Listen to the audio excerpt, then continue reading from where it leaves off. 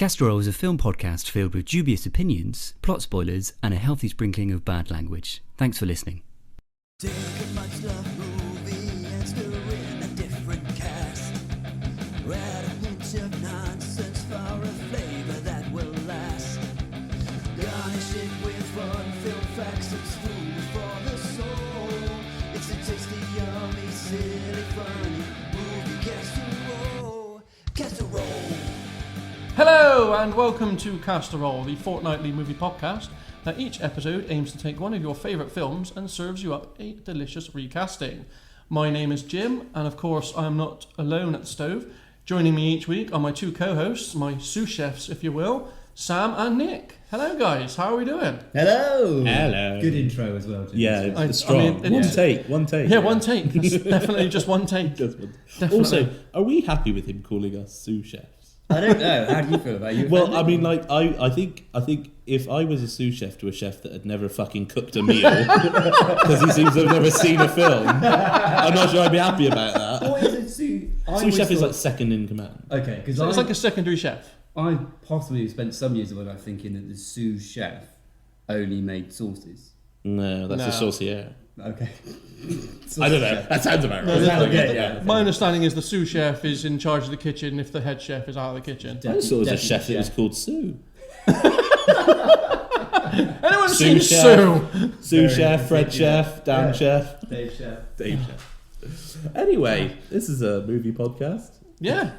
Who's in charge of it once the sous chef leaves? Oh, I'd just gone to shit by them. Okay. Yeah. Fucking porter. Well, gentlemen, how are we? Yeah, exhausted. Good. This is we're in.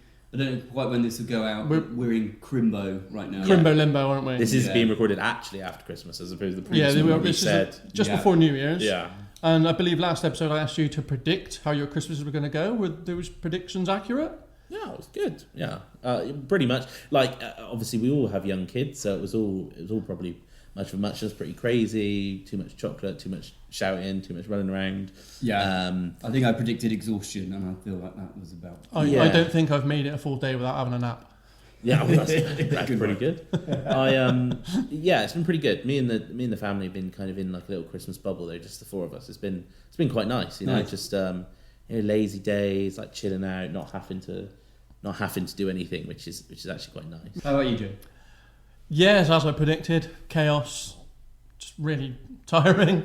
Lots of children running around, arguing with each other, you know, all wanting to score points, tell tales on each other, you know, that kind of usual child bollocks. Yeah. Nice, mate. Don't say child bollocks on the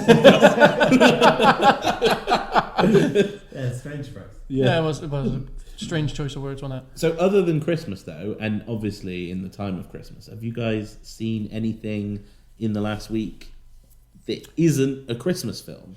Anything noteworthy to talk about? Yes, but I'm not sure whether I should talk about it Let's now not talk about or the for thing. Next episode, as I believe it's going to be the film we're going to cover. That's interesting. Yeah, so keep tuned. So I have seen that, but I've also watched Die Hard 2. Because I was in a Die Hard mood. I was like, well, we've done Die Hard 1, Die Hard 2, obviously. It's like Die 2 based at Christmas time. It is, because it's a year later, isn't it? A year later. Are they all Christmas? They're not. No, Die Hard 3 is very much in the summer, I believe. Okay. And Die Hard 4 is very much in the dog bin. Okay. I have a fight with Jim about this. Yeah, because you like Die Hard 4. I mean, I'm going to need to give it another watch. It's been a few years, but I don't remember it being that bad. I mean, we can all agree apart that from Justin Long, you know, he can get in the bin, but I don't remember the actual action and main basis of Die Hard 4 being bad. I mean, they have like a jet versus a truck. Yeah? It's not to like. James like, what's not to like? Come on. What's not Die Hard about that? Well, you know that bit where you were like, when we were reviewing Gladiator, and you were like, oh, it isn't very believable. There's no jeopardy here. Yeah. I just never believed he was going to die. Bruce Willis jumping off of an airplane onto a truck and. Right. Yeah. Are you trying to tell me that Bruce Willis is not invincible? No, I'm not. I'm not at all. But I just my problem with Die Hard 4 is just you start to lose the comedy and it goes straight into action, which I like an action film, but I think, as I said to you off air, Die Hard for me was about the comedy and the quips and that's I think why a lot of people really love Die Hard 3, which arguably is the best. Which is weird. I would always I think it's great. I think Die Hard 3 out of all the Die Hards is the one I've seen the most. Yeah, Agreed. Because probably from like you said, because of that dynamic between Bruce Willis and Samuel L. Jackson, it makes it the best one for me. Oh, really interesting segue into the film that we are going to be recasting. Al Powell is in it. In the film we're doing. Cameo? Just tell you. opens up the cage to let the people out near the end of the film. I Really? did not spot him. There you That's go. amazing. There you go. I wonder if anyone Sam can with, guess. Sam with, so the, far. Sam with Yeah. the keen eye there. It's the other film that the actor that played Al Powell from Sergeant Al Powell from Die Hard is in. But yeah, Nick, you anything other than I watched a couple of bits. Very unfestive. Very, very unfestive. Like They're hard. quite harrowing. Yeah, so I watched a film I recommended to you actually. It's a 1979 Soviet World War II set film called Come and See. Unbelievable, an amazing watch, really, really powerful. Quite difficult to watch in places. But if you enjoy kind of war films, and we were speaking about the fact that it's kind of an anti-war film in that it doesn't romanticize war or anything like that. It's incredibly difficult to watch, but it's got a really powerful message. But it's an amazing watch. When you say an anti-war film, you don't mean like the film Ants, which is a war film featuring ants. I don't mean an anti. You don't mean an film in that anti- sense, yeah, war or like Ant-Man. Okay. It's not ant-based. It's like against war. It's against the messages like look which how most bad films should be. Let's face it. You think so? Yeah, I guess it's saying like some are kind of like fuck yeah, war in a way. Like Team America. Yeah, yeah, but that's got the same kind of message in a way too. Like it's ironic, but no, I do want to watch that though. It's a good recommendation. Really good. I think like some of the passages are filmed almost like a sort of fever dream. The cinematography is amazing. Really, really worth watching. And then another really dark, gritty film I watched is a science fiction horror film called Possessor. I don't know if you guys ever seen that. That is written and directed by Brandon Cronenberg, who's David Cronenberg's son. Oh, nice. Okay. Would have guessed that one, would you say? Well, I know the surnames probably would have given it away. I know Cronenberg Senior. Yeah. I mean, I know the drink. I feel like Jim. They do some lovely flavours. I feel like Jim's the guy when they were like coronavirus. He's like, oh, the drink. But yeah, Possessor Goes well with a wedge of lime. If you enjoy science fiction, if you enjoy horror, it's a really, really visually striking film. It's very gritty. It's very violent. But it's some of the kind of ideas, some of the effects in it. I think he's really followed in his father's footsteps in terms of kind of body horror kind of effects and that kind of thing. So yeah, that's what I was enjoying over the lovely festive period. Well, Merry Christmas. Thank you. Although similarly, the film that I sort of note that I watched last week is Saltburn, which is I don't really. It's very difficult to describe, but it's kind of like a thriller whodunit kind of thing, but it's all about sort of class and assumptions and sort of intelligence, but it's very beautifully shot, excellent cinematography. Every scene sort of has like meaning to it, and it's very nuanced performance. The actor's name is blanking from me at the moment, which is really annoying. Barry Keoghan? Keoghan. Yeah, Barry Keoghan. So he's the guy we talked about in previous podcasts. I think he was recast for one of our or we discussed him, and he's in Banshees of Inisherin, and it's very good. But it's one of those films where I've only seen it the once, but I think similar to Shutter Island, I think it's going to be better on the second watching, because there's little things that happen and you're like, oh my god. So yeah, I would definitely. I'll make sure to add that to the list of films that I probably don't ever watch. Yeah, add it to the list and then watch it again after. Yeah. So, on the subject of films that you don't ever watch. Yes. Can we just bring this back up again? Because this past week has been another fascinating week filled with revelations, I dare say. Although at this point, nothing surprises us, does it? Other than the fact that he's doing a film podcast. So I think over the past couple of weeks, there's been some revelations like you had never seen films like Beverly Hills Cop, I don't recall that name ever coming up. I think that came up a while back. We were like, and just got to the point where we weren't surprised anymore. So I think only this week I started fair. off reeling off from various like online lists of like 100 films you must watch before you die.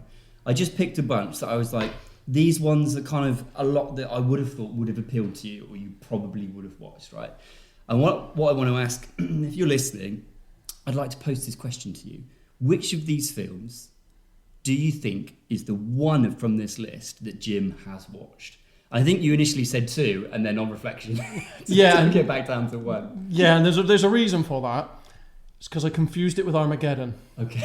Right, okay. That's a bit of a clue. Interesting. That one is what So the one he's confused with Armageddon is Apocalypse Now. Yeah. So spoiler on that one, he's not seen Apocalypse Now. I don't think I've seen it. Armageddon, Apocalypse, they both begin with an A, right? Easily mistaken. They both begin with A. Yeah, you also haven't seen Alien, so I mean... So I would like to challenge everyone listening to please guess which are from this list one of these films that James has seen. So email us at casserolpod@gmail.com. That's the one, yeah. Yes, thank you very much. Well remembered. So here's a list or of of course, get in touch with us on X at CasserolPod Oh, that's right. as well. We're very active on there. Yeah. It's usually me that's doing the socials as well, so you can give me shit for it. Yeah. And I will, of course, reply back. It's fine. You might not reply quite quickly enough because you ask them about films. You'll have to then get in touch with us. We'll have to answer the question. And if they don't reply quick enough, it's going to have to be a quick Google. Yeah. Yeah, but like Jim said, Right, if you email in, we're going to reply to you. Like we will come back to all messages, and you're very likely to get a shout out on the pod as well. So Instagram as well. Just plug that in there as well. We've also got That's also, I thing, believe, at CasserolPod as well, is it? Casserole Pod, yeah.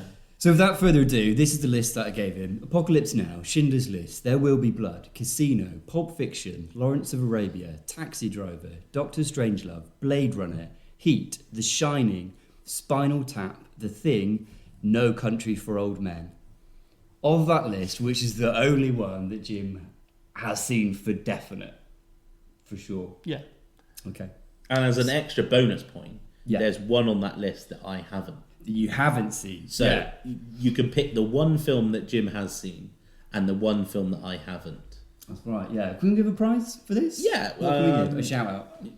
Yeah. A congratulatory well done on the podcast. A virtual pat on the back. And I'll tell you what, if we're the first person to send in the right answers, you get to choose a film and we will make a bloody casserole. Oh, that's a It's good not bad effort. Yeah, it's not bad. good, that's We will good, make yeah. room in our schedule that we have already written up.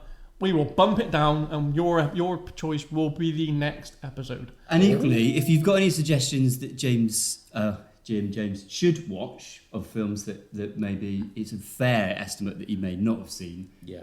if you think if you don't do anything, you've got to watch this film before you die. Help us educate, Jim. please. And people have already started doing so. The lovely people at Cinema Leap, The Story Of, and Pure Dead Gaming have already sent in their suggestions of films for us to do. Would you want me to read out the ones that they've suggested? Yeah. Give us a few suggestions. So they've suggested The Running Man, Oh, that's Good shout. Rocky, which we have already got in our schedule, American Pie, Right, nice. which I think Yeah. we haven't got a comedy in our We list haven't done yet, comedy so yet, that we, could be an interesting one for us to do. John Wick, Oh. Ravenous, the 1993 Super Mario Brothers, Do you know what? I've had that suggested to me by a few people. That would actually. be great. The Rock, Yeah, what a Nice. film. and Dwayne Eraserhead. Johnson. That's an Which one was interesting that? choice. Eraserhead. That's David Lynch, right? Wait, Is that right? Big film noir kind of I don't think I know that one. I think I might be thinking of Pinhead, which is from Hellraiser. So yeah, I don't think I know the other one. That's don't look an at me. interesting choice. Have you seen any of those? I've seen The Rock for sure, Oh, yeah. Of course, you've seen it. and obviously I've seen American Pie and the 1993 Super Mario Brothers. Yeah. All the classics. All the classics, of course. But it's got to the Yeah. point now. Oh, and where Street Fighter. I've seen Street Fighter. Oh, Street Fighter would be so much fun. That would be good. Like Yeah. the film version that they did. Like the horrendous one. With Yeah, Jean-Claude Van the Damme. horrendous Jean-Claude Van Damme and Kylie Minogue. Yeah, so good. awful. But yeah, let us know because we're still not entirely sure whether or whether not Jim grew up in some kind of cult or kind of like Mormon commune. Or Maybe we something should show him with no the TVs. film Bubble Boy with Jake Gyllenhaal Yeah. to see if that was his childhood. See if it invokes any kind of PTSD on me. Yeah. So, I mean, without any further ado, this is episode 5. Amazing. Didn't think we'd get here. No, I mean, it's a small milestone, but it's a milestone all the same. Small stones make giant Houses. rocks, houses, Yeah. boulders, dams. That's an analogy that went off the cliff very quickly. Hey! Hey, but well, firstly, you do say it's a little small milestone, and just want to quickly put a thank you out to everyone that so far has listened to us. Of course, we are on iTunes, Spotify, Amazon, I believe most places that you can find a podcast these days. So, of course, feel free to give us a download, give us a listen, and whilst you are there, of course, rate us 5 stars and leave us a small review with any feedback that you may have, good or bad. We want it all, and we will read and take it all on board. Not me, I hate Not it. Sam, because I'll give it a not miss. Sam. Not Sam. Only positive stuff for me. Sam is narcissist. a fragile man. Yeah. If he reads anything bad, he just I crumble. He crumbles. Yeah, crumble. But yeah, so that's all we wish. Thank you for being with us so far, and this is episode 5, and we've taken a trip back in time again to the year 1984. Back to the 80s. And guys, That's more 90s. who are you going to call? Oh, Yeah, that's right. We are doing Ghostbusters.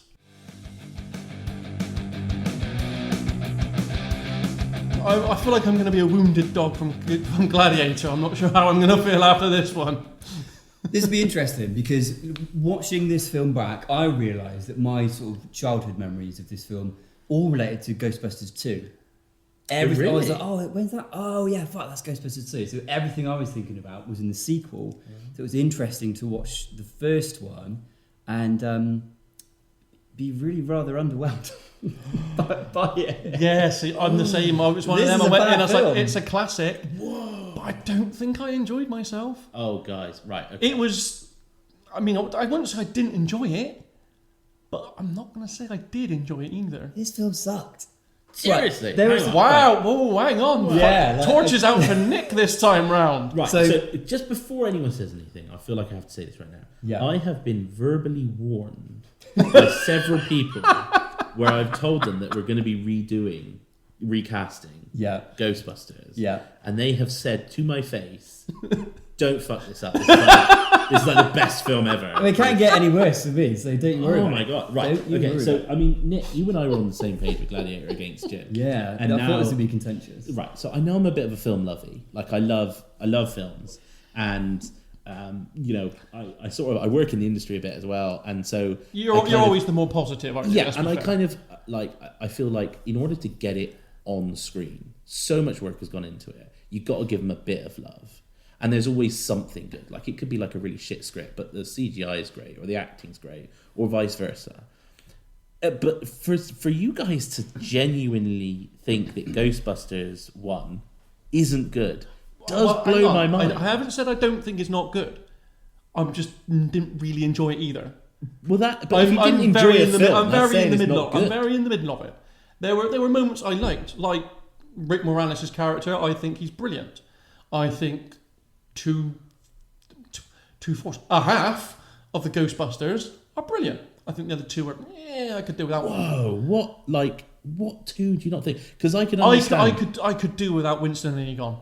Egon's like the linchpin. He's the best one. I could do without him.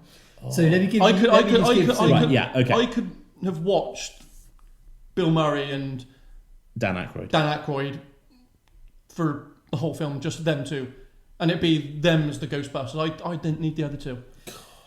So let's give a recap of this film. So Ghostbusters is a 1984 American supernatural comedy film written and produced by Ivan Reitman and written by Dan Aykroyd, who stars, and Harold Ramis, thank you, who also stars. So it's got Bill Murray, Aykroyd, Ramis, as Peter Venkman, Ray Stantz, and Egon Spengler, who later get joined by Winston Hudson. Winston Zedmore. Thank It's the you. character's name. Yeah. So it's 3 eccentric parapsychologists who start a ghost catching business in New York City.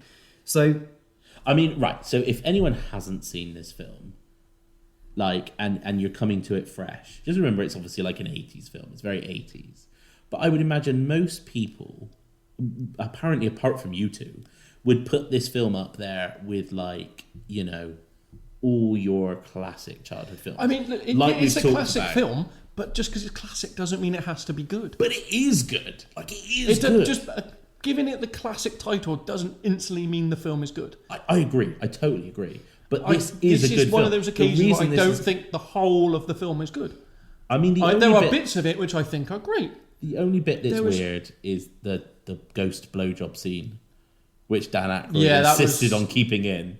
That was an odd one, odd choice. So in case you don't recall that scene, there's during a montage once they get going with the Ghostbuster business, there's a scene where as Dan Aykroyd or Dr. Ray Stantz is sleeping sort of in the station where it's kind of their HQ. There's a ghostly apparition of a lady with like floaty clothes floating above him, and then kind of his belt magically comes undone, and it's intimating that the ghost is. And he then kind of does like like eyes from back into the back of his head. So apparently that was originally written into the script to have been an extended sequence, and it was meant to have developed a love interest for his character, in the same way that Bill Murray has a living love interest in Sigourney Weaver's character. Who is just so gorgeous in this film. She's... Like, Sigourney Weaver is strikingly beautiful. Stunning, everything brilliant.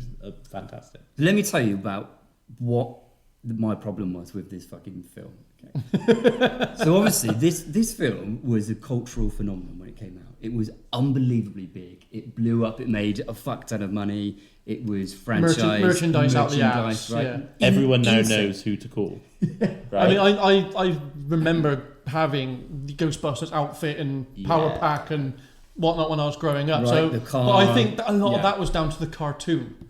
I remember watching the cartoon a lot when I was little. The cartoon was good. I don't remember much of the movies. Like I said before, my memories of the movies. I remember the Stay Puft Man going through the city, but I don't remember a lot else. So I've obviously at some point watched this film. But I don't remember a lot of it because the only lasting memory I have, like I said, is of Stay Puft marauding through the city. And obviously, it was, at the time, as well as being like massive, it was reviewed pretty favourably. People really praised Bill Murray's performance, as you can imagine.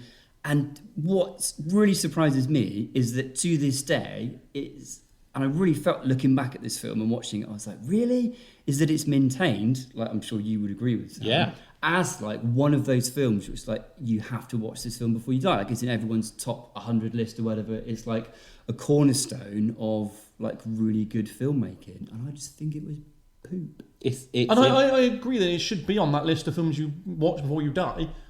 I'm just not agreeing that it instantly makes it a good film. It's an enjoyable film. Don't worry, guys. Just not necessarily a good film. Don't worry, because I know that everyone listening to this is now thinking that Nick and Jim are mental. This film's and so have lost bad. Their mind. This film has great parts, right? And I'm name one thing that's bad about it. My issue with this film is I went in thinking, I haven't watched a bit of Bill Murray comedy goodness for a long time. I haven't watched Groundhog Day for a long time. I haven't watched Lost in Translation for a long time. All these films where he's unbelievable. And I went in with really high hopes that he was going to really deliver. And it just kind of annoyed me throughout this film. I found him really kind of scene hogging. And I don't know whether it's the way that they wrote it. And I think reading up about this film, I think obviously the script originally was written by Dan Aykroyd. It's his kind of like... it was his baby. He originally intended the Ghostbusters to be like space traveling intergalactic ghost and alien hunters. And then I think working with the writers, working with Ramis, he revised it to set it on planet Earth, make it much more realistic. And that's where the supernatural elements would be more kind of fun, kind of relatable because they're happening on Earth. But I think bringing in Murray, they had to change a lot of scenes to give Murray more screen time. It just ends up being a vehicle for Bill Murray. Well, obviously, a lot of his lines were ad-libbed as well. Yeah. But I think that is that's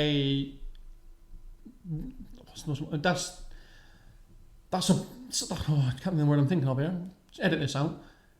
No. That's a credit to how good Bill Murray is, because I don't think you could spot what the ad-libs were. I think you can. I don't think you can. Half of what he's saying is probably ad-libbed, and I think that's his comedy genius normally. But I think some of it, I don't know whether it's because there's not enough of his lines to bounce off of, whether it's the fact that he's working with other comedians, because obviously Dan Aykroyd, Ramis, comedians from like Saturday Night Live and that kind of thing. Whether there's a bit of competition there, I don't know. But I think they ended up adapting so much of this film to fit around Murray and extending his scenes. I just don't think there's much other room for particularly Aykroyd and Ramis to shine. I'm going to struggle with that this whole fucking episode. So to give you an example, Ernie Hudson, he auditioned for the role of Winston Zeddemore 5 times. He got it. According to him, the original version of the script he received, his role was much, much, much bigger. And on the day of shooting, they were like, here's your revised script, your role is tiny. And there's a reason for that. Because they extended Murray's part so much. It's because originally that role was for Eddie Murphy. Yes. And that script had to be rewritten because originally the character of Winston was meant to join the cast at the hotel and be the one that got slimed by Slimer. Right. So, and because Murphy then dropped out, they had to rewrite that part and that script, and which is obviously why when Ernie Hudson got it, it's a much smaller part. And you can tell because he's not really in the film. Doesn't have a lot to do. So, it's right. just so sadistic. Okay, so don't worry, guys. I'm about to jump in here and explain why they're all wrong, everything they've just said. Right, so... It's not wrong. You're it's right. trivia. You're right about the Eddie Murphy piece, and I think probably even Ernie Hudson would agree that he's not on the same level as Eddie Murphy. So if you were going to have Eddie Murphy and then you go to Ernie Hudson, you've got to rewrite it. You've got to make it smaller. He's not got that draw power, okay? He's not got that screen presence. He plays a really key role. You mentioned about the fact that he's the only guy that's not got a doctorate, and obviously that is a little bit awkward that he's the only African-American person in the cast and he's not got a doctorate and these others have. Yeah. But he plays a really important role in every one of these films, especially when you've got like 3 nerdy scientists and they're talking about like, you know, field generators, and you're talking about like proton packs, and all that stuff. He's you like need the everyman. You need that character. I get so that. when he applies for the job and he's having his interview, the response was, as long as you're paying my check, I don't care. Exactly. I'll believe whatever you want me to believe. He plays it very well. Now you said about like, you know, the interplay with sort of the characters being a bit awkward. I think this is one of its strengths. Now, you're right that Bill Murray is a bit irritating in it, but his character is meant to be irritating. He never takes anything seriously. Everything he said is sarcastic. Everything. Now, maybe I'm talking from experience, but that is people's reaction to me. Maybe it's like it is fucking irritating when you can't just get a sensible answer out of someone. People often say to me, like, Sam, can you just enter this without making a joke out of it? And it's difficult for me. So, but his character does that. Dan Aykroyd's character, the film does not diminish him in any way. Bill Murray is definitely the star, but Dan Aykroyd is well up there. And I think he comes off better for sort of moving aside graciously and actually being that nice foil. He actually is the one that's like the smart one. He's the one that does, you know, the mechanical work. He's like sort of the lovable goof of it. And Ramis, like, although he's, I would suggest, a much better director than he is an actor, because he moves into directing, does a lot of excellent stuff, has worked with Bill Murray quite a lot. I think he's the best of the 4 in this. He's very good. He's, again, is a key role. He's like the sort of the sage, wise one. And I think when we all come to our lovely casserole that we have prepared for this film, which, by the way, I win in this because my casting is amazing because it comes from a place of love for this film. As long as you've made it better. Well, I mean that's arguable. All I'm saying, we're not just default picking Sam's option, mind. I'm just saying, right? This is in my top 10. One of my closest friends. It's in his top 5. It's possibly his number 1. Really, I know a lot of people that love this film. Wow. I think again, it's one of those things. Do you know last time we were talking about Russell Crowe? Yes. And you didn't like it, but it's like he's got to deliver some of these lines and make them believable. At no point do you watch this film and go like, ghosts coming out of manholes. You're like, fucking hell, yeah, there's ghosts here. It makes sense. It's a believable universe. These guys are interacting and participating in this world believably. That is fucking difficult when you're talking about some of the subjects that they're going over. Did you not just think, though, that 80-90% of the acting in this film is really bad.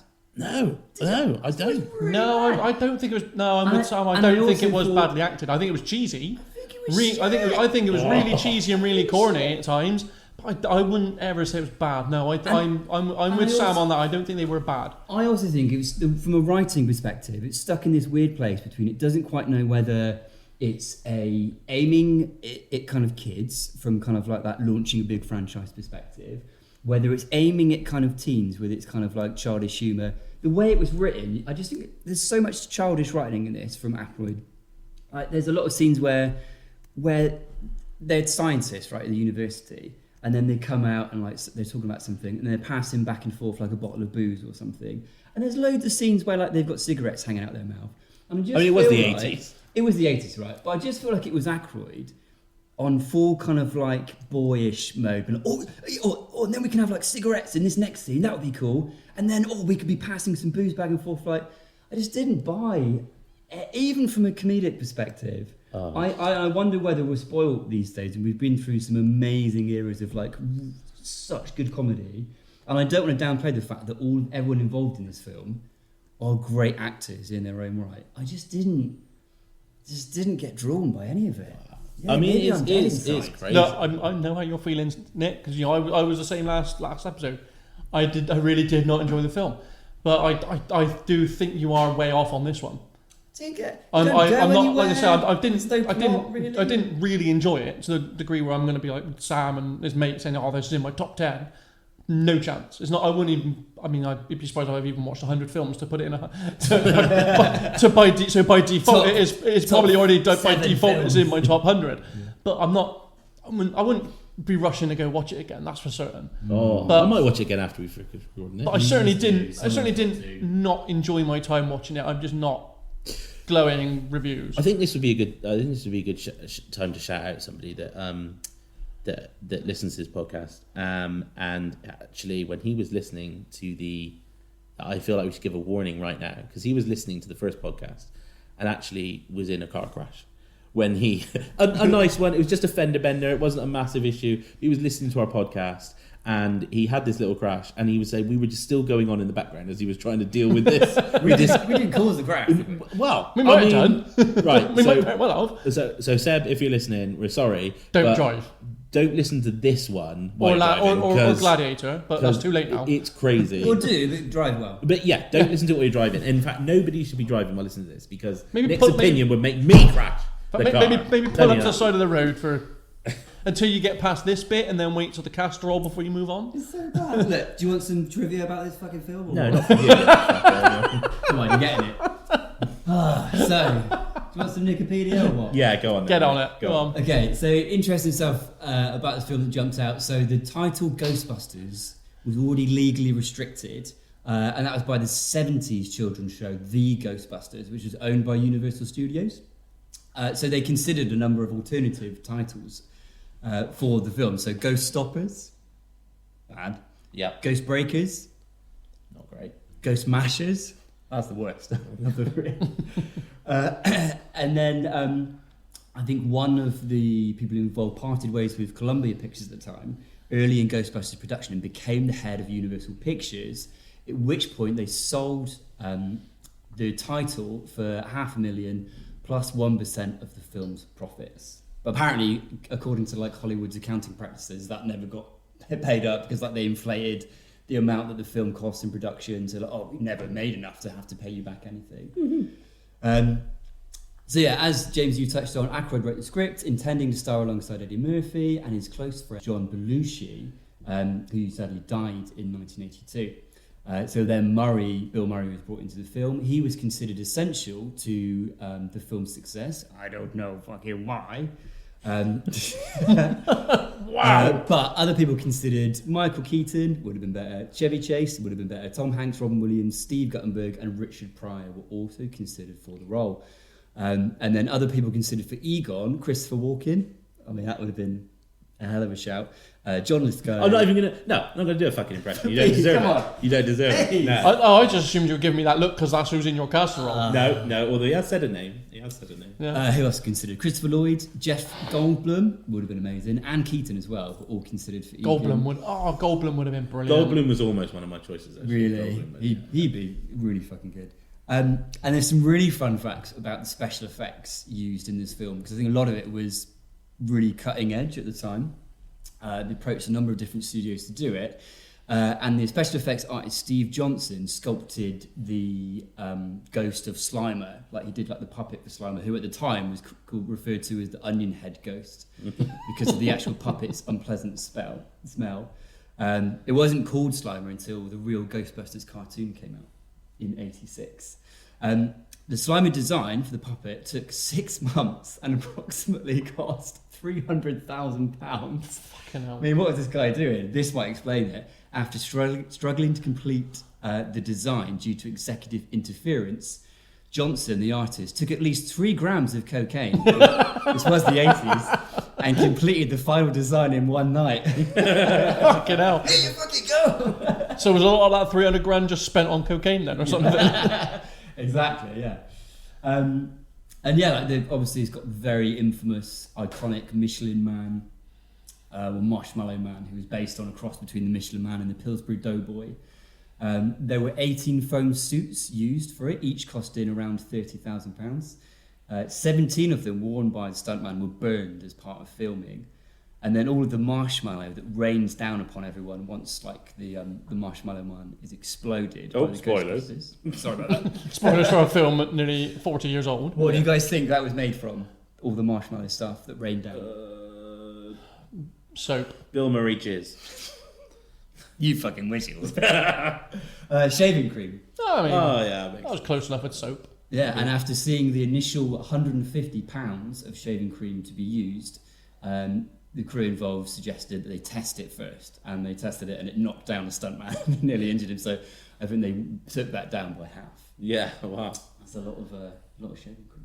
So, I mean, as much as I love Nicopedia Corner, and I'm sure you all do, if you are interested, on Netflix, there's a series called The Movies That Made Us. And one of those is Ghostbusters. In fact, Jim, you should probably... I mean, it'll be wasted on you. You haven't seen any of the films. But actually, it's like a really good documentary series where it goes into like the making of all these sort of famous, iconic films. And one of them is Ghostbusters. And I do see that show crop up on my list, really on my good. For Me tab, and I'm like, why? If you're into nostalgia in any way, and you're like us, children of the 80s, 90s, then go that. There's like the toys that made us, and there's the movies that made us, and they're really good documentaries. Yeah. You know, I was into nostalgia before I watched this film again. Oh, fuck you. Oh man. I'll cheer up. Are you Right. sure? Do you know what? Can, right, can you okay. can you actually? Because I'm not. You're a right miserable cunt right now. Right, I'm meant to be the miserable one. You two are meant to be the positives. This is how I felt last time about Gladiator. yeah. I mean, Sam, I think right now Sam is in just a pit of despair. I'm- 2 episodes on the trot. He's had Yeah, 2 do your films. podcast. Slam. It's going to be called the Happy Movie It Reviewer. would be boring if we all were like, yeah, this is just all... Yeah, I mean, do you know what? I think It is- Sam's on the verge of walking out. No, I mean, it's good. I'm quite surprised you had such like a negative response. So I get that you maybe like, it just was a bit lost on me and stuff, but like... Yeah, I just felt the whole thing was lazy. Yeah. Oh. And kind of like, what do you call it when you're just kind of overdoing everything for its own sake, for your own enjoyment? Self-indulgent. It was self-indulgent, like really self-indulgent. But I feel strongly that I can improve this film with my casserole. And getting back this time, we're doing things a little bit differently. We certainly are. So we are each taking all 4 of the Ghostbusters, and we are producing our own team of Ghostbusters each, right? We're only going to be suggesting 1 name each. Mm-hmm. I don't know how you want to do the deciding. Or do you want to do it all at the end? Yeah. After we've done Yeah. after we've done all our castings, or are we? Because we're doing the 4 Ghostbusters each, and then we've also taken one of the other kind of major roles, haven't we? Yeah. So should we do that at the end, or should we do the Ghostbusters before we then go on and do our So other you're 3? getting to see how the pie is made This here, is aren't you? actually We are insider. a slick team of professionals that have worked all this out. I've decided We're about decided to play rock, paper, scissors. Rock, paper, scissors on an some audio phenomenal audio. Yeah, rock, paper, scissors. I like it. So, can I be Dwayne the Rock? obviously on the. Of course, he's got to get in it. He's got to get in there. Yeah. So I think we should each do our like 4 recastings, our like 4 main ones, and then once we've agreed on that, we'll then do who we pick for the quote unquote minor roles. Yeah. Yeah. Yeah, so for the minor roles, I've got Janine Melnitz, played by Annie Potts, who is the awesome New York receptionist. Yeah. Ghostbusters! We got one! Casting you. Yeah, cast me, yeah. Jack Black, the receptionist. Wow, that was an incredible. Who have you got, Jim? I have got the stunning, the beautiful Sigourney Weaver Nice. playing. We got one! Playing, I've only got one impression of females. playing Dana Barrett. Oh, yeah. She's. Sam? Oh. And I've got her, the luckiest man in the world, because he gets to kiss Sigourney Weaver in this. I have got. Oh, you know what? I'm completely blanking. Hang on, let me get my list up. Oh, he's so famous, and it's really annoying. Rick me. Moranis. Rick Moranis, that's the word. Thank you very much. He's Who one of the plays few things I really did enjoy in this film. He was great. You know. Lewis Tully, played by Rick Moranis. I mean, he's genius. He's amazing in everything. He's really good in this. Shout out to him as well, because if you don't know the history of Rick Moranis, he was like top of his game. He was in Spaceballs, He was everywhere, wasn't he? Flintstones, Honey, I Shrunk the Kid. He's in everything. And then, really sadly, his wife passed away at like the top of his fame, and so he just quit acting to look after his kids. I mean, And so, Wow. like, he's then just in nothing until like he's now back in a few things because his kids are grown up. And I just think major props. You to him. What a cannot boss. can't knock him for that, can you? No. He's put family before fame. Exactly, and he, you know, big shout out to him for Yeah, this. he's super good. He's super good. Dr. Peter Venkman, he's quite a very, like as Sam, quite a sleazy guy. He's so sleazy in this. That's the other Like, thing. right at the He's beginning so when you see him, he's sleazy. shocking this dude, but then also like the bird who he clearly wants to shag. He's like, "You're wrong," but yeah, It's clearly humping the students and It's- stuff. And it's he's meant to be like, oh, Bill Murray's such a scamp. It's difficult for Jim to throw too much shade when he's saying the bird he wants to shag. you know what I mean? He is trying to shag his student, Yeah, and he does try and shag his client in Sigourney Weaver, and yeah, but you know, he's a lovable, what a lovable fine, it was rogue. the 80s. So he's alright. And obviously, you know, he's also quite dismissive of Ray and with some of his theories, you know, because again, he's quite sarcastic. It's like, oh yeah. So sarcastic. So I've Can you picked, imagine like I have having picked an someone like that as actor. a family member or something? Shut up. Like, fuck off, mate. so I So picked my an wife actor says. who I actually. That's what I'm going to say in a minute. Yeah. So I've picked an actor who I think could do both. But I know he could probably do both. And he's also quite a nerdy guy as well. That's Nathan Fillion Oh, yeah. Who's that? Nathan Fillion from from Firefly, Serenity. Oh, yeah. Castle. Oh, I do know Nathan Yeah. Fillion. Oh, yeah. Yeah, Okay. he's- If you watch Big Mouth, he's good in that. Yeah, he He's doesn't. one of He's, the voices in that. He plays Nathan Fillion because one of the characters Oh, really? one of the characters in Big Mouth is obsessed with Nathan Fillion. Right. So he like pops up in her dreams playing himself, being like, "I'm Nathan Fillion and I'm great." I think he's funny. He's got, you know, he could do some. He could be really quippy. He could be a bit sleazy if he wanted to. He could definitely do the sarcastic approach to it. I think he'd fit Peter Venkman pretty well. That is a good show. That's Yeah. a good show. Moving on to the next one, obviously partner in crime, Raymond Stantz, played by Dan Aykroyd. I wanted someone who I think could play off well from Nathan Fillion. So I've gone with someone a bit younger than him in Zachary Levi. Yeah, okay. So he plays Shazam, and he's in Chuck. yeah, and Good Luck Chuck, and he's the voice actor in lots of stuff. Yeah. He's actually the new voice actor of Rocky the Rooster in the new Chicken Run. Oh, really? Oh, Yeah, okay, taking yeah. over from Mel Yes. Gibson. That Yeah, was yes, on yes. our House TV the other day. It's quite good. I didn't watch it, but Of course you didn't. they watched. did watch it. Moving pictures. My wife and son watched it while I was out. So moving on to Egon Spengler. I had a bit of a struggle with these two because, as I said, I could have done without these two, even though you have contested that Egon is quite a major role. Like I said, I would have probably quite happily watched just the two of them. No, what another 40 minutes of just Bill Murray. No. You need Harold Ramis because he's like the straight man, you know. He's the straight man. He's got some really funny lines though. Do you know the line when like, Janine's like, "Don't you have any hobbies?" And he's about to walk out, and then he's like, "I collect fungus spores." Yeah, so I was like, "That's a great line." he's good, but he's the straight man, you know. Yeah. Well, I mean, he's no longer a man. Oh. I mean, I don't know what name he would go by, because I don't think Egon really fits a female. But I'm casting Kobe Smulders. Okay, yeah, I like her. You know who she is? No. No, she's in How I Met Your Mother, and she's in Marvel films. She plays Miranda Hill. She's I just quite like her. I think she could play quite a nerdy science lady quite well. I think she could do the role quite well and still keep the charm of the character. Yeah, I think that. I think I don't know if she would maybe quite be like nerdy enough, like because in the film, like, you know, Spengler is the one that sort of keeps Stans and Venkman in line. Yeah, almost, you know, he's sort of the father figure almost. It could be a mother figure. I'm not saying that, but I think Kobe might be a bit young. How are you extrapolating that much insight into? Because I watched a fucking great film that is Ghostbusters. That cast. At no point are they developing like fatherly relationships between these guys. Nothing happens between them. You so see it There's in little things. no dynamic whatsoever. You so see it. That they sometimes dismiss Spengler because he's a bit like older and he's kind of like a bit more curmudgeon-y. Like, yeah, there's such nuanced performances.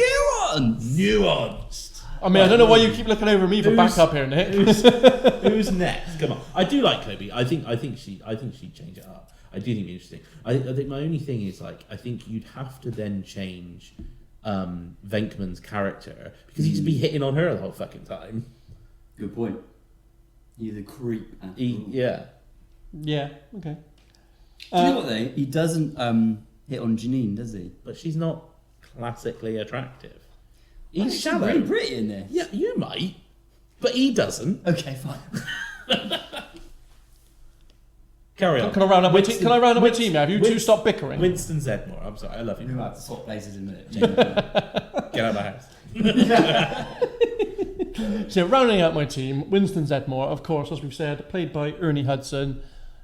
He's the guy that's quite happy to just pick up a paycheck and believe whatever he's being told to, as he states in the film. I will believe whatever you want, providing you're paying me. I've put in Don Cheadle.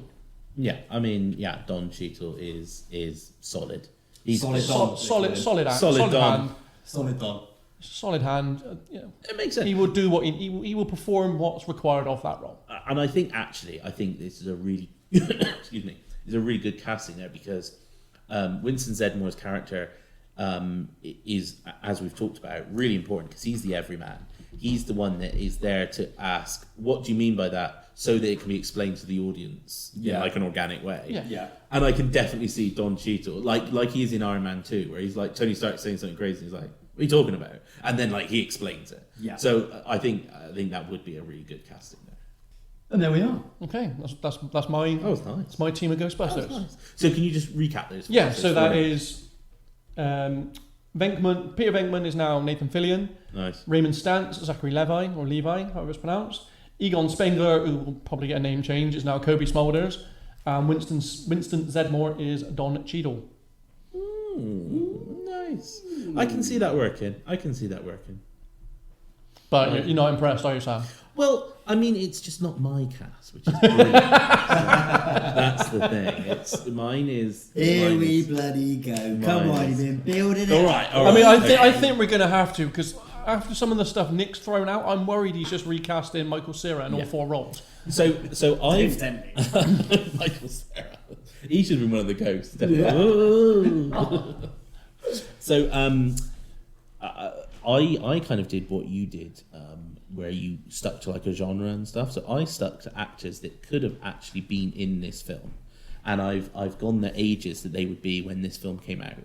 Oh, nice. So, so it's era specific. There are actors that were big at this time that they appeared with each other. One of the names you did actually mention that was in the running. And stuff. Now, just remember, people, this is apparently the best choices now. Well, no, I love the film, so I like the original cast, but I also love all the people I've gone for. So, okay, Peter Venkman, Bill Murray. Okay, so in this, you've got him being the obviously he's the sort of the ladies' man. Yeah, he's the player. Yeah. So I've kind of gone for someone that kind of plays that in a kind of a bit of a jokey way. I've gone with Steve Martin. Nice. So Steve Martin would have been 39 at the time. Yeah. Now, if you know Steve Martin, obviously he's come back into it now with Only Murders in the Building. Yeah, I've heard that really good. It's that's really good. Phenomenal. It is really good. That is really, But back really in the good. day, he's in one of my favourite comedy films of all time, which is The Man with Two Brains. And if you've not seen it, we should watch that. We should recast it. It's brilliant. There's so many silly things. He was in a film called The Jerk. I mean, he was huge sort of in the 80s. Yeah, he was. He was also in, what was it, Cheaper by the Dozen as the dad and Naked, stuff. is it no, not not Naked Gun. It's No, not Naked Gun. What's it? It's it's the spy spoof, isn't it? It's not naked. It's not called. What's it? It's No. not Naked Gun, is it? It's something. Spy Hard. Spy Hard. That's But the no, one. that's the guy from Naked Gun. Yeah, it is. Yeah. Leslie. Oh Nielsen. fuck! It is, isn't it? Yeah. That's why you're thinking Yeah, Naked Gun. that's why I'm thinking it. Yeah, no, yeah. But They Steve do. Martin, Yeah, they like, yeah. Okay. I've also seen like the film The Three Amigos. Him, Chevy Chase, Martin Short. Classic. Yeah. Yeah, so he's like the Lothario one in that trio as well. So I think he'd be really good. He's 39 at the time. He's big on the comedy scene. He would hold the presence of that, and he'd be good at ad-libbing as well. Yeah. It works. So for Ray Stantz, Dan Aykroyd's character, the sort of the lovable kind of silly guy, but he's doing like the fixing. He's the one that kind of isn't really good with money. It's kind of all his. It's kind of his whole thing. It's It's his kind of his project, thing, right? yeah. And he's kind of what I would describe him as is like a bit of a puppy dog. Yeah. So I've gone with John Candy. Nice. I could have sworn I read somewhere that he was considered. He probably One of the was. roles So as this well. is it. John Candy. He's in Uncle Buck. He's in Planes, Trains, and Automobiles. He's in Home Alone. He's the guy that's like poker, poker, poker. Oh, it's him. Him, yeah. I thought that was the case, but I didn't want to spat my mouth out again and get it wrong. Candy. Again. I swear I read was considered for the role of Lewis. Yeah, I can imagine that. And I think he said he didn't quite get the character. He would much prefer to play him. It was something like with a Russian accent and like lots of golden retrievers. And then it didn't take. They were So like, he well, would have no. been he would have been 34 at the time, so the youngest of my recasting in this. So I think he would have been brilliant. Obviously big at the time, would have been really funny, would have been great. For my Egon Spengler, Harold Rhimes does it amazingly. So obviously the older one, the kind of the father figure, but that kind of has that bit, especially when he's in front of the, trying to stop the people from turning off the power unit that eventually leads to this explosion that lets all these ghosts out. I've gone with Gene Wilder. Now, Gene Wilder would have been 51 at the time. He is obviously Charlie in the Chocolate Factory. What he a is, comedic I mean, he's legend. amazing, right? Yeah. He's in Young Frankenstein. He's in Blazing Saddles. I mean, He could have been my Venkman, if I was doing a era. yeah. He's good. So I did consider him for Venkman, but I I thought he wouldn't do as well as sort of like the sort of cheesy Lothario. I thought he might have been more of the one that like says those like complicated lines, and stuff. Yeah, nice. So then feeding off of that, my Winston Zedmore would then be Richard Pryor. Which I know he was being considered for some of those roles in there, but Richard Pryor, he obviously appeared with Gene Wilder in so many films. Yeah. Hear No Evil, See No Evil. He's a comedian of the time. Is it a I'm good trying to cast? explain Is this it a good to. cast? It is, right? So It's that not is bad. my four. You've got Steve Martin, John Candy, Gene Wilder, and Richard Pryor. That's fucking comedy 80s gold. I think what you Is got it there, too comedy though? Well, but then, I mean, like, if you look at Bill Murray, Dan Aykroyd, Harold Ramis, they are comedy gold. But this film was not pure comedy, was it? It was trying. Yeah, they were trying. It is pure comedy. They were clearly trying to be a bit serious about it as well. Let's be honest. What bits were they trying to be? The whole fucking thing. You can clearly see they were trying to seriously play these roles as well. They weren't. Well, yeah, just but all these firing. are It good wasn't just firing comedy left, right, and centre, was it? But all these people are good actors. They can do serious. It's just they're known for their comedy. And I think as well, this comes back to the fact. I see what you're getting at there. This comes back to the fact that everyone else ended up needing to adjust some of their performances to fit and to cater to Bill Murray. Yeah. Would you not agree with that? Like, because so much of the comedy delivery, like, a lot of the comedy was Bill Murray. Aykroyd got his stuff in, but yeah, it was a lot of Bill Murray. I think the problem with what the casting you've come across there with, Sam, is they'd all want their stuff. No, but I mean, that's the I thing. think they would all want Good their point. stuff in that film. Good point. But all these people have worked together before. They know how to work with each other. I mean, Steve Martin and John Candy in Plane, Trains, Automobiles, amazing combination. Gene Wilder and Richard Pryor in Hear No Evil, See No Evil, Hear No Evil, amazing combination. They know how to balance each other. It's definitely like a comedy supergroup of that era. Yeah. And that would definitely be a spectacle to see. Yeah, I mean, you know, Just as strong as the original, probably better. well, that's the thing. And I mean, you know what? You are right in that it is a possibly a bigger ensemble cast. I mean, definitely, obviously, Richard Pryor is bigger than Ernie Hudson. No shade at Ernie Hudson, but like, you know, Winston Zeddemore would suddenly be on a level with, you know, everyone else. And as we've discussed, maybe he would be the one to take the sliming. You know, he's more of an Eddie Murphy kind of level.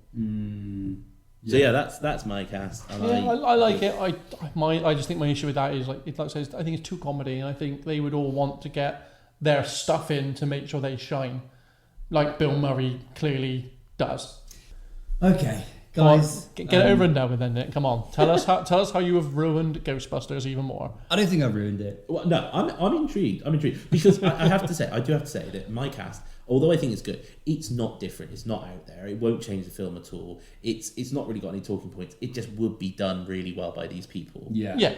That I've I've cast it in that way. Whereas Because I love the my film. cast would be a different But it's always dynamic. It'd be a different I'd film. actually Yeah. be interested to see it. You know, Yeah. so. Well, part of me was like, oh, maybe I could go and like make this like a really gritty horror remake, and who would I cast? And then I could have been fucked. Some might call this lazy. I call it efficient. Pick up this version, this cast. This is a film for me being made in kind of middle to late 2000s. Okay, so that's where you need to put yourself for this. Hang on, Okay, I'm there. think about the film Wedding Crashes. Jesus fucking. Oh Christ! That's a good film, isn't it? No. That's a good I comedy mean, performance. Okay? Nick, are is this it you where you about s- to put Owen Wilson and Vince Vaughn in this fucking film? Right, hang So on. here we go. So Here is we this- go. Just to clarify a second. Yeah. You said like we've been spoiled with like a glut of comedy films. So maybe I'm the. Are you I didn't say I was Wedding going Crashers? there. No, I didn't say I was right, going okay. there. You told us to go to Wedding Crashers. Right. Trust me, this is a better film. Right. Peter Venkman is Vince Vaughn. Ray Stantz is Owen Wilson. Egan Spengler is Will Ferrell. And Winston Zeddemore is Craig Robinson. Craig Robinson. Craig Robinson is amazingly funny. He's in a lot of the Judd Apatow films. Like he's in Pineapple Express, Superbad probably. This is 40. All those kind of films. I've seen all those films. I'm just blanking on the. So what you've done there is you've named 4 people. One who I don't know. One I think. Oh fucking hell! The Office.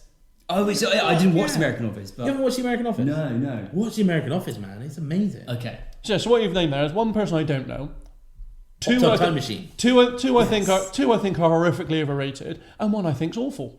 Do you know what? Vince Vaughn, I think, is extremely underrated as a comedic actor. I think for me, he actually does something very similar to what Bill Murray does, and that is that kind of self-deprecating sarcasm, where it's almost like he's making fun of the fact of being in a film with some of his performances. Very nonchalant, but I think actually a lot of his timing and delivery is really, really good. I think Owen Wilson would be fine for stance. Like he'll just be like the puppy dog, kind of excited by everything. To be fair, he's very good in Loki. Right? Like, He'd be fine. You're not asking much more for that role, are we? That's putting down Owen Wilson. I think he's great. Will Ferrell, I think, would be hilarious as Egon. I think if he really ramped up the fact that he was super geeky, I think. And even with this cast, I feel like it still deserves a better script to get more out of the dynamic between them. And that's why I kind of chose this cast, remade it kind of in a slightly later period. I think it would be slightly more kind of, this might be like a 12 or 15. It would be slightly funnier in that regard. You could be a little bit more adult with the humour. I think it would work. I have to say, the only one I like is Craig Robinson. Yeah, pop him in. I don't even know who Craig Robinson is. So, have you seen The American Office? No. Have you seen Hot Tub Time Machine? Yes. The black guy. Oh, okay. Like... Okay, yeah. And do you know? And he would be hilarious. He'd be like, "Oh, so I'm the fucking." Now I know who he is. Yeah, that's the only name I think out of the four I like. And I think he would be like, I think he'd see a ghost and be like, "Oh, fucking out here!" And Yeah. like leg it. Like, I really like. That's the only one I like. Yeah, he's great.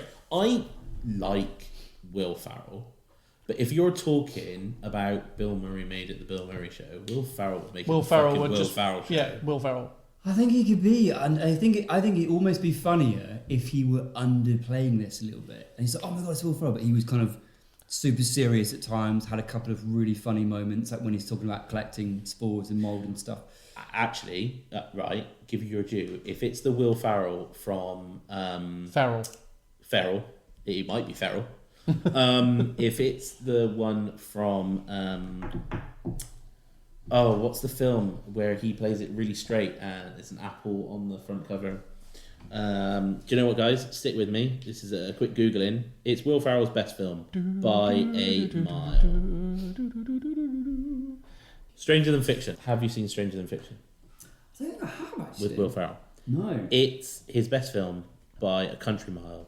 It's got Maggie Gyllenhaal, Dustin Hoffman, Queen Latifah, Emma Thompson. It's amazing. Emma Thompson's a writer, and she's basically writing this story. And Will Ferrell suddenly starts hearing her narrating and realizes that he's writing her life, and so tries to track her down because he finds out who the writer is, and she writes mundane characters that always die in the end. So he's trying to stop her from killing him off. It's so brilliant. I have heard of this. I don't think I've seen it, but I think I've definitely heard of this film. It's great. And Will Ferrell, if he plays it like that for Spengler, it would work really well.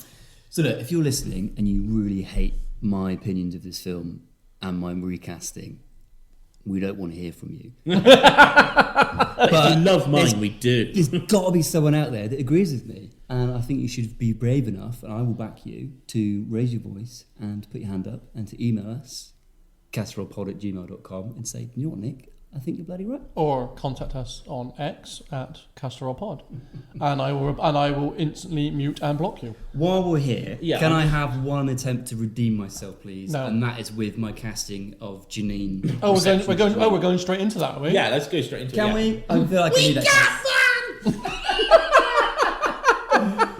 So, if that's not how this episode ends, then originally played by Annie Potts. Yeah, For me, the character of Janine and Lewis, to the best things in this film. I went with, I've once again plumbed the cast of Orange is the New Black, and it's partly just based on the accent, but then the more I thought about it, the more I was like, oh, she'd be so good, is Yale Stone, who is Lorna Morello from Orange is the New Black. So I've seen it, but I'm terrible with names in Orange is the New yeah, Black. I'm trying to remember that So character. just- Is that the lead? Yeah, okay, yeah. should be Super good. thick accent, really funny, would hit on Egon in a really comedic way. So yeah, she's Janine. I like that. That is a good recast.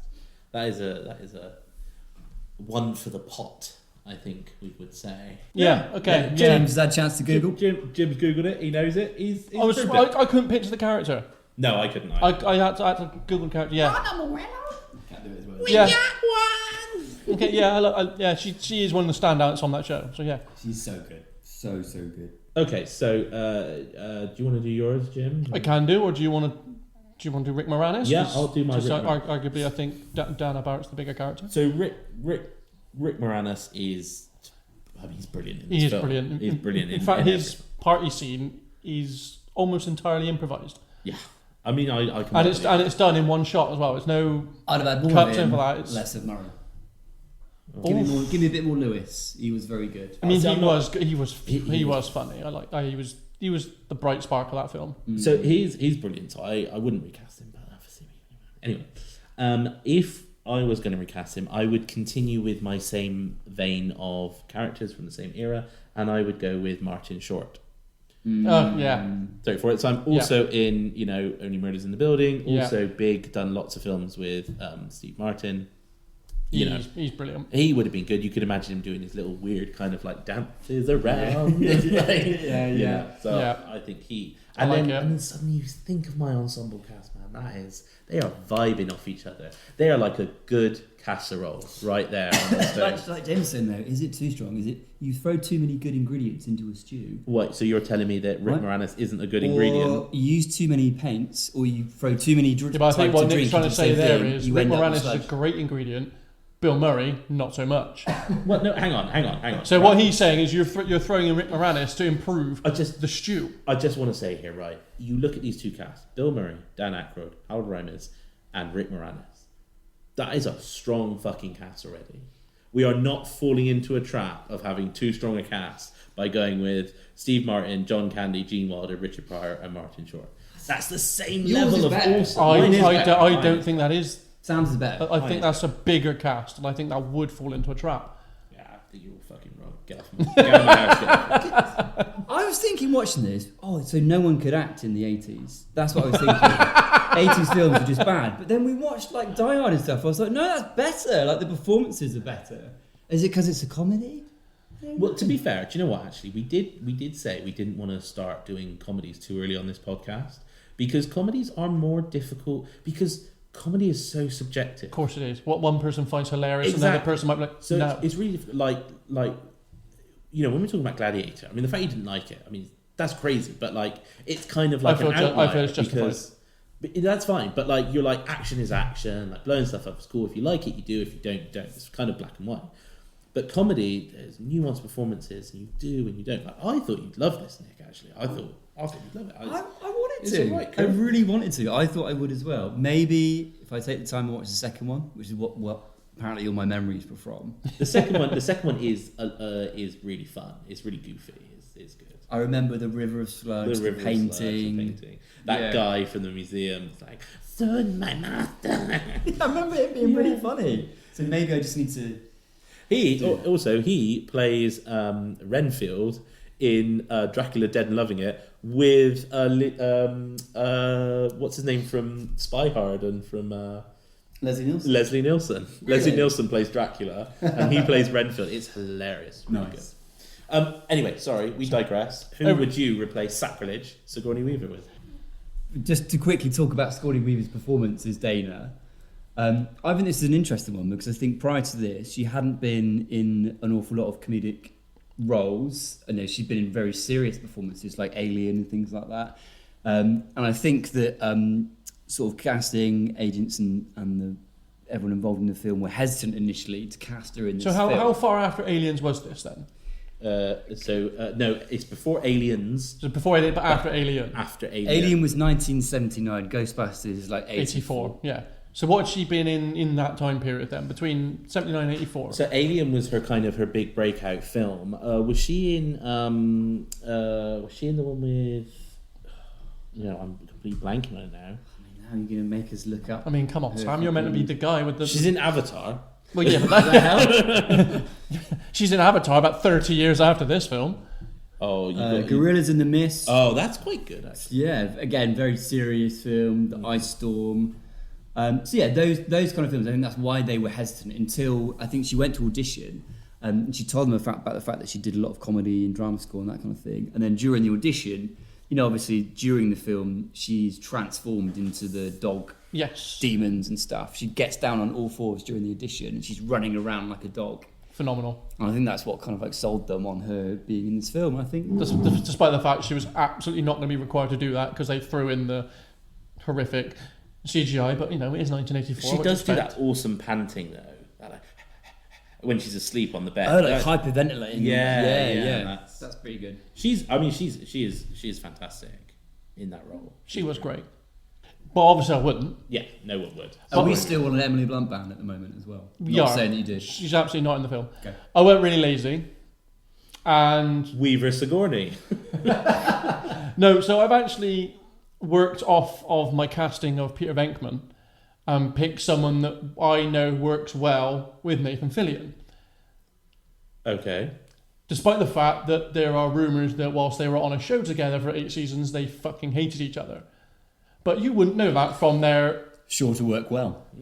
Well, you wouldn't know that from their on-screen chemistry and the fact that they become in a relationship and that is their partnership.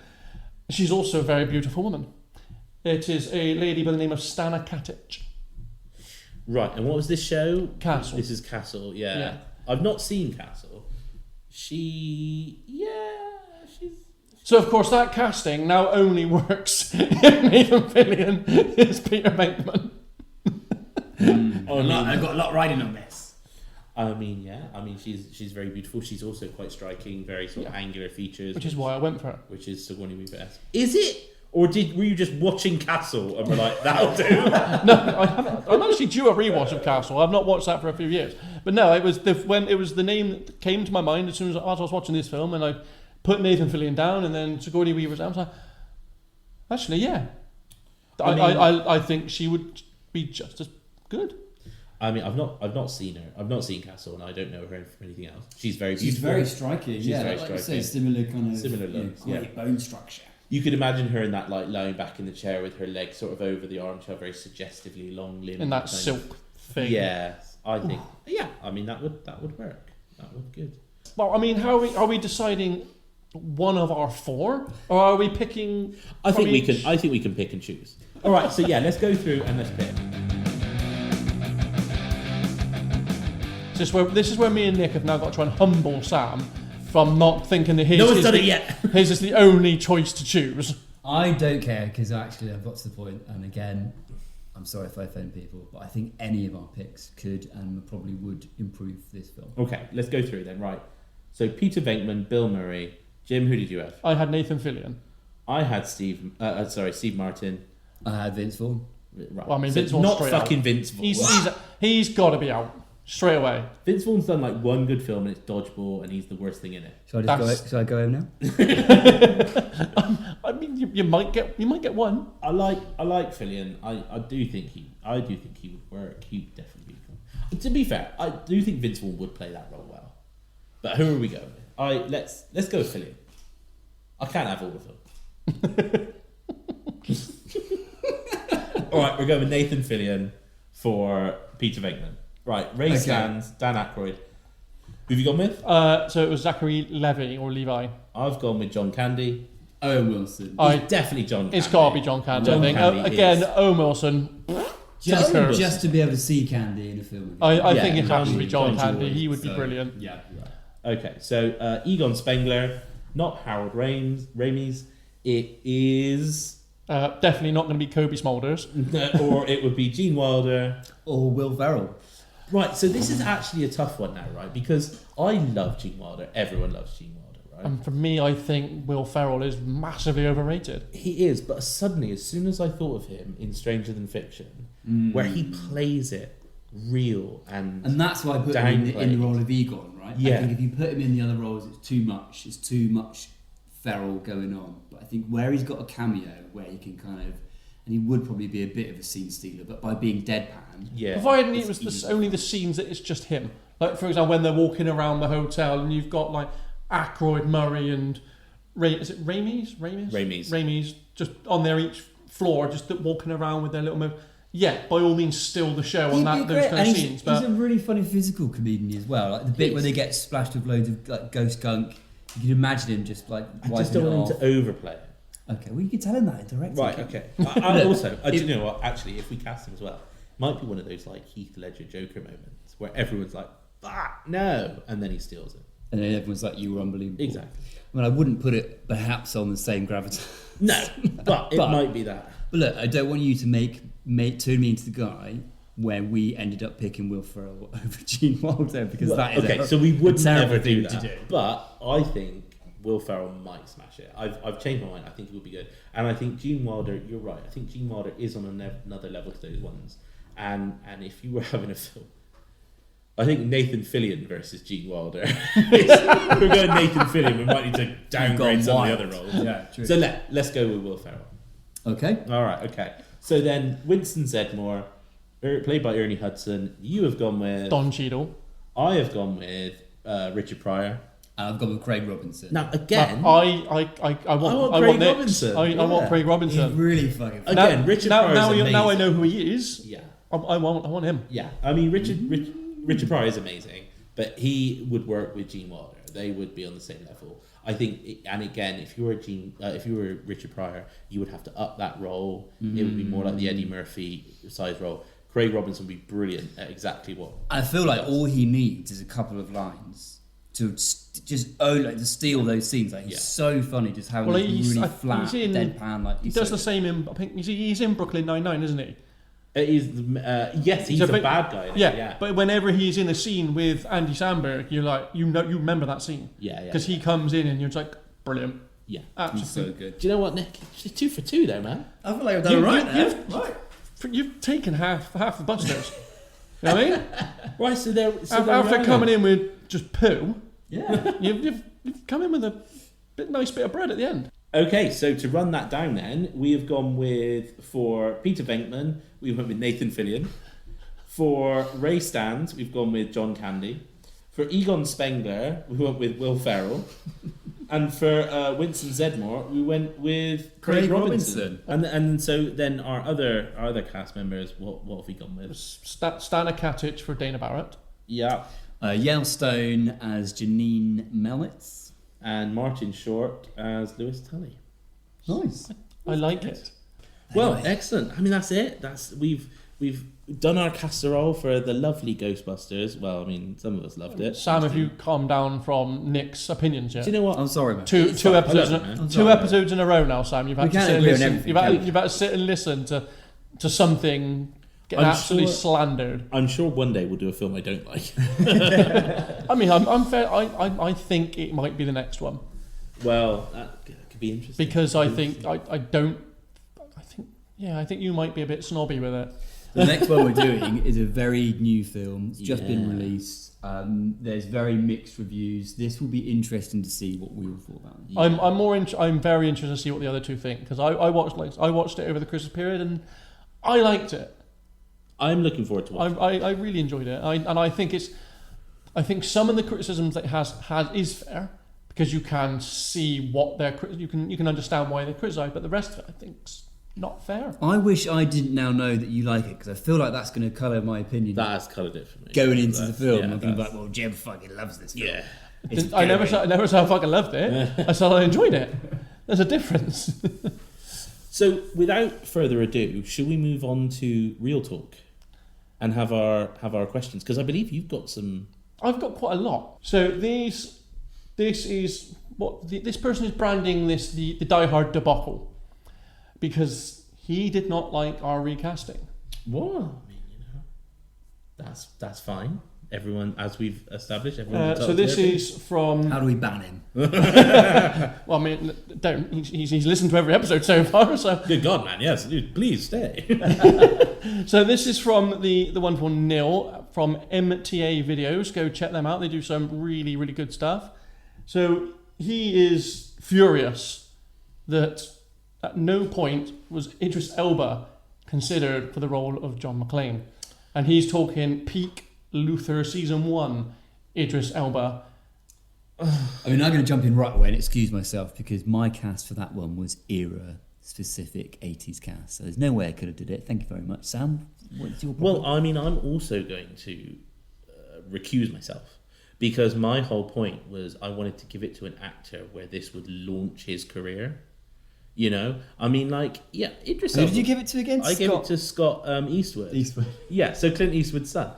So, I mean, Idris Elba would be great. I feel like every time an action role is talked about, Idris Elba comes up, like, is he going to be the new Bond?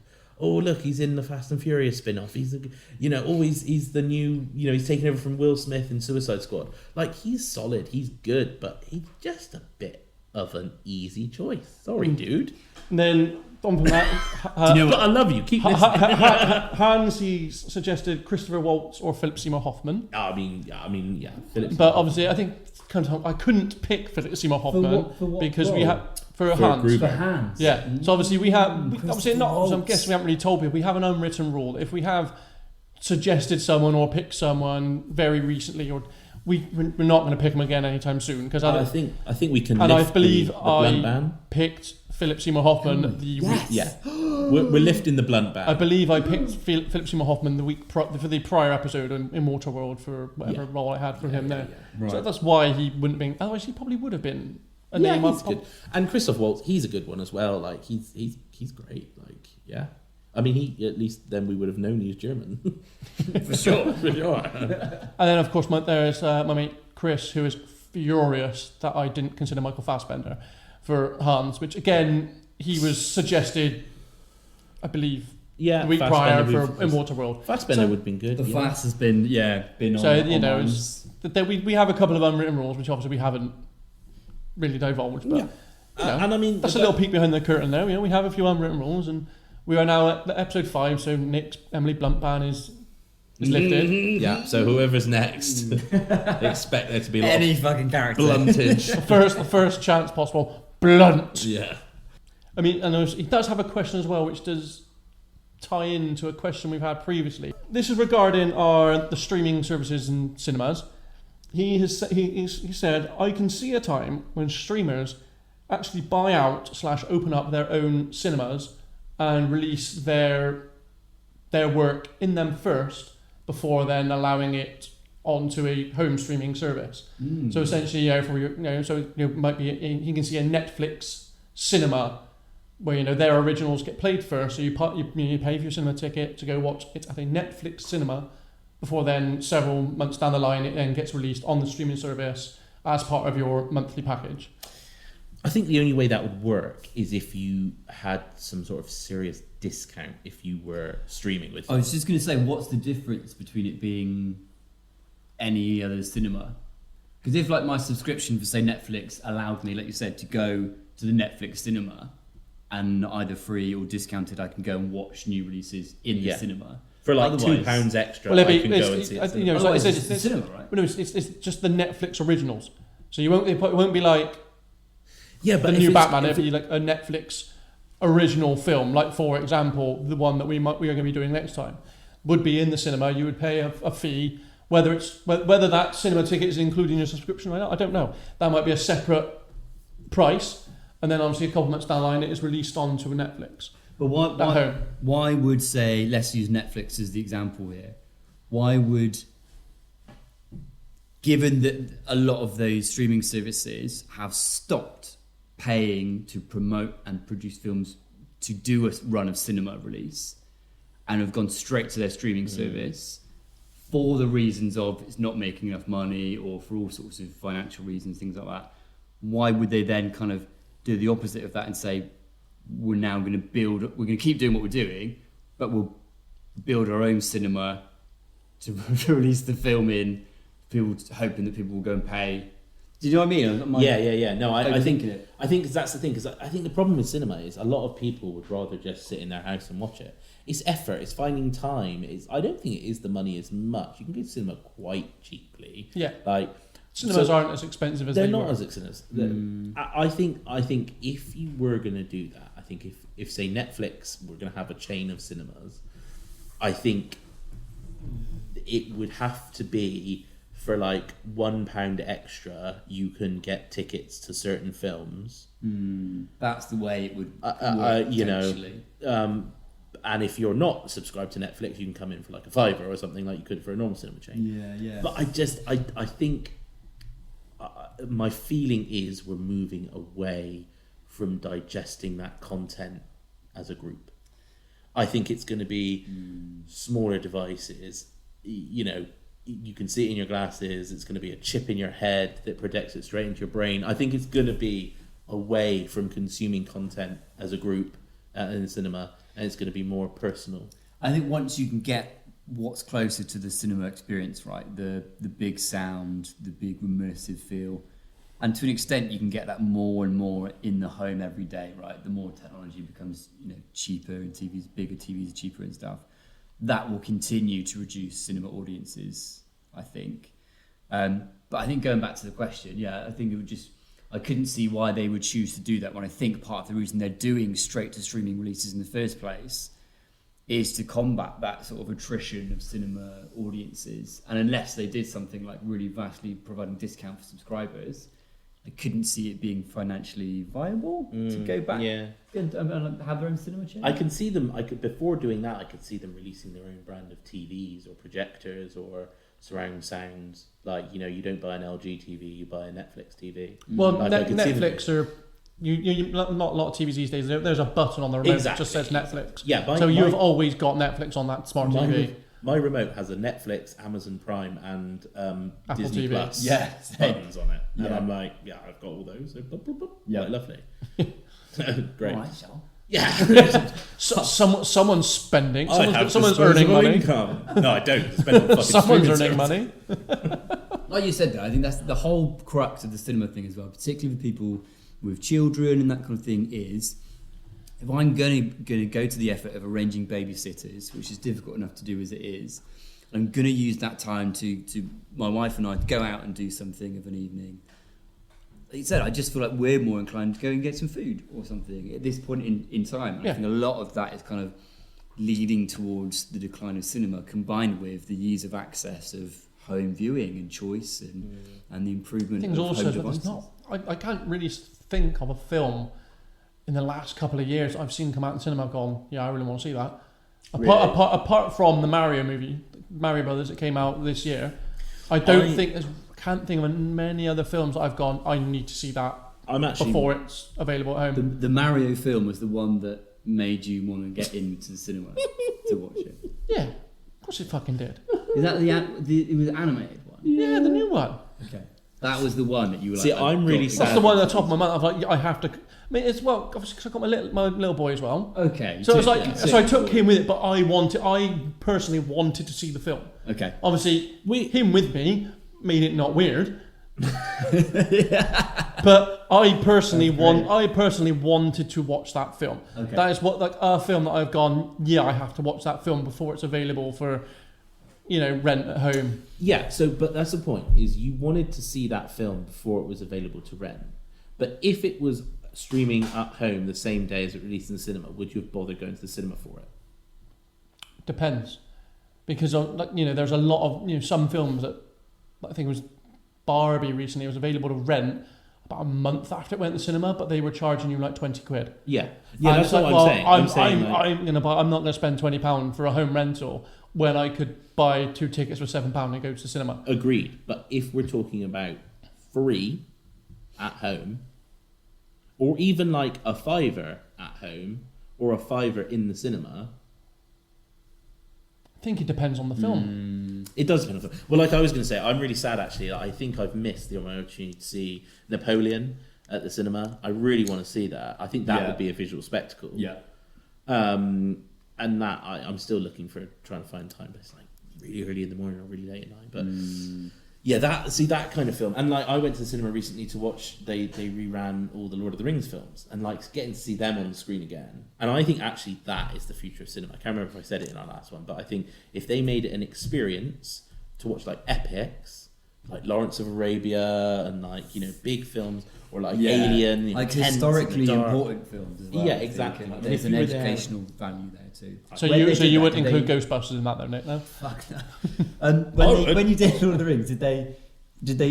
You made it sound like they maybe did that just for you, and you did all of them back to back throughout a full day. It was back to back 3 weekends in a row. Wow. I mean, I feel like they did it as a marathon at one point as well. They did, they did do it as a marathon. Have you ever done it as a marathon? I've done the first 2 as a marathon. Yeah, but they weren't the directors. Oh. These ones were the first time the directors, the extended cuts were in the cinema. Yeah. How long were they? They're like 3.5 hours. They're big. Like, so I rewatched the first one not so long ago, not realising it was the director's cut, and I was like, thinking, it's got to be nearly fucking over. And it was still over an hour to go. I was like, fuck. If you've got your own question that you'd like us to discuss or your own talking points, send it in casserollepod@gmail.com, casserollepod on X, Instagram. That's probably it. I don't think we're on anything else. Maybe you can try telepathy, see if you can reach us that way. Yo, I'm getting something. What are you getting? He says you're a twat. Point taken. But yeah, we'd love to hear from you. Also remember to find us on Amazon, Spotify and Apple. And while you're there, give us a subscribe, rate us 5 stars and leave us a little review with anything you want. Good or bad, we're grown-ups, we can take it. But until then, I'm Jim. I'm Sam. I'm Nick. Bye-bye. We've got one! Movie casserole, casserole.